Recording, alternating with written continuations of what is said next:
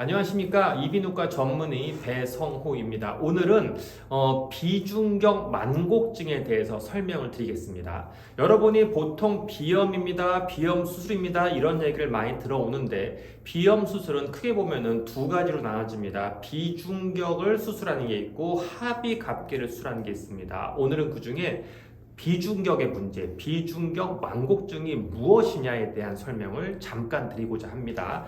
자, 비중격은 뭐예요? 코 B자를 사용해서 코의 가운데 막이라는 거예요. 여러분, 오른쪽 코, 왼쪽 코 있죠? 이거를 가운데가 나누고 있죠? 이게 저 뒤쪽까지 나누고 있어요. 오른쪽 차선과 왼쪽 차선을 나누고 있어요. 그걸 비중격이라고 합니다. 그런데 이게 코가 항상 제가 말하지만 여기부터 여기까지면 껌인데 이게 여기까지예요. 그러니까 숨 쉬는 게 이렇게 가서 이렇게 내려가거든요. 그러니까 여기부터 여기까지 다 코예요. 즉 여기에 있는 비중격이 똑바르게 있으면 좋은데 전 국민의 반 이상은 삐끗해서 똑바르지가 않다라는 거예요. 그럼 그렇게 된 이유는 뭐가 있습니까?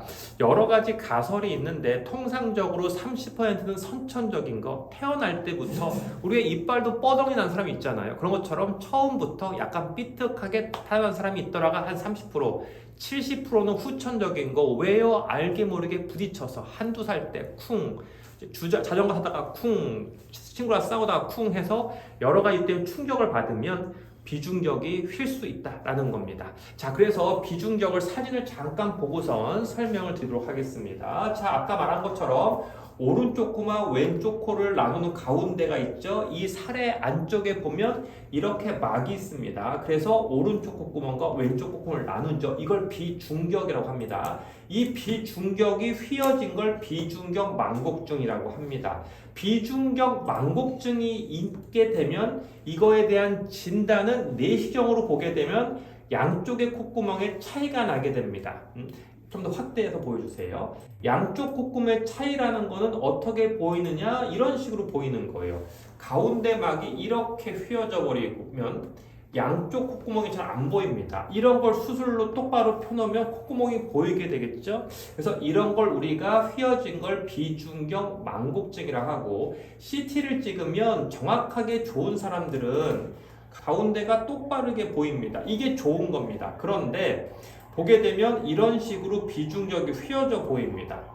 비중격 만곡증이죠. 그래서 이런 식으로 비중격이 휘어져 보일 수가 있습니다. 이런 걸 비중격 만곡증이라고 하고, 이렇게 휘어져 있는 만곡증을 바로 피는 수술을 우리가 비중격 만곡증, 비중격 교정술이라고 합니다.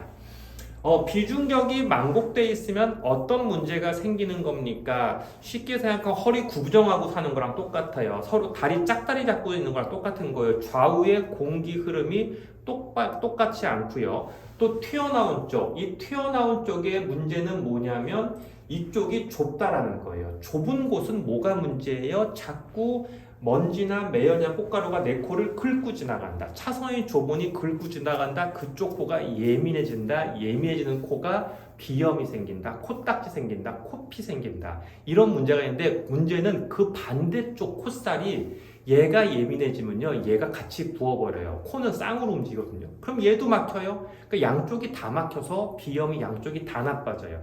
그래서 비중격 만곡증은 결국 뭐예요? 비염으로 이어져서 비중격 만곡증 수술은 즉 비염술이랑 거의 동일하게 생각하게 되고, 이런 게 결국 파급되면 뭐예요? 잠잘 때 입 벌리고 자니까 코골이도 생기고 코딱지 생기고 그리고 뭐 음식 먹을 때 콧물 나는 이런 여러 가지 문제를 파생하기 때문에 비중격 만곡증이 우리의 일생에 많은 불편감을 줄 수 있다가 이거는 알고는 계셔야 됩니다. 그래서 오늘은 간단히 비중격 만곡증이란에 대한 설명을 좀 드렸습니다. 감사합니다.